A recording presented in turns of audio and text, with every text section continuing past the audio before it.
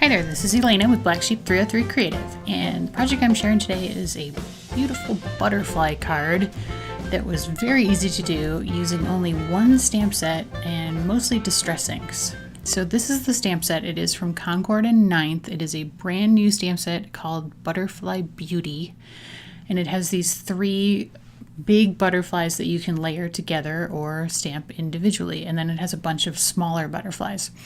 So you're going to see me use all of them, basically all the butterflies that they have on there. And there are some greetings as well as some additional little shapes, like I know there's a heart and a couple other ones.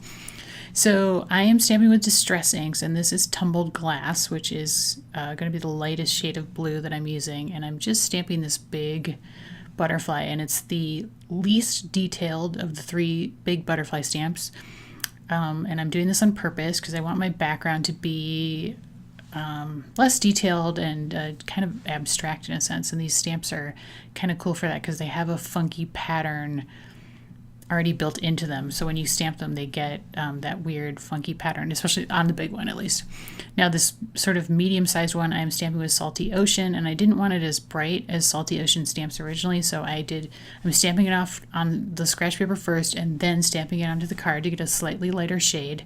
And I'm going to do the same thing here with this slightly smaller butterfly, which I'm stamping in Broken China. So I'm stamping it off on the scratch paper and then stamping it onto my card front to get a slightly lighter shade of that ink, because I didn't want to have too much contrast in my background. And then this is my very last tiny butterfly, which I am stamping in Shaded Lilac, and that one I'm just stamping right on there, no stamping off on that one, because it's a nice light shade of purple. And that's basically the background except for the main butterfly. So you can see I'm just going to take a scratch piece of paper here and Salty Ocean, Wilted Violet, and then some VersaFine Onyx Black ink to stamp the three layers of my main large butterfly.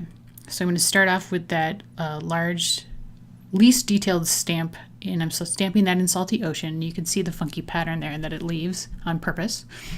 And then the second layer is slightly more detailed, and this I'm doing in Wilted Violet. And you'll see when I pull it off that it's, it seems like slightly more crisp on the lower right and the right-hand side, and that also is on purpose. Like the stamp is designed to stamp that way, so it's not supposed to stamp perfectly. And I kind of like that about it. I think it's kind of funky. And then this is the detailed top layer, which is very detailed and has a nice image, crisp image. So I cut the entire butterfly out, and I did color the body in using my Spectrum Noir markers. I thought I had filmed that, but unfortunately I did not. But I did color the body using TN7 and TN8 in my Spectrum Noir brown shades, if you are interested in that. And now I'm just outlining the whole thing with my black soot marker just to get a nice black edge on the cutout. And here's my little greeting, which is Thinking of You, also in that same stamp set. I'm just stamping it right above the butterfly in that same VersaFine ink. And now to give it a little dimension, I'm bending the wings up. So I kind of pinch it right along the body and bend the wing up. And now I'm just putting my favorite skinny adhesive. It's Elizabeth Craft Designs 3mm double-sided clear tape on just the body. And then the wings sort of stick up off the page.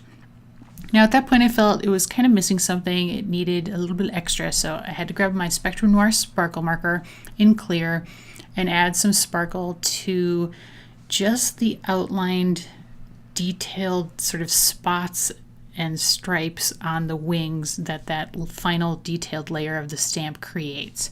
So I'm just going into those tiny little dots and little circular sections, and then there's sort of some stripy areas, and just adding the glitter onto those areas so that the entire wing isn't sparkly, but a lot of it is, and it brings out those details really nicely too.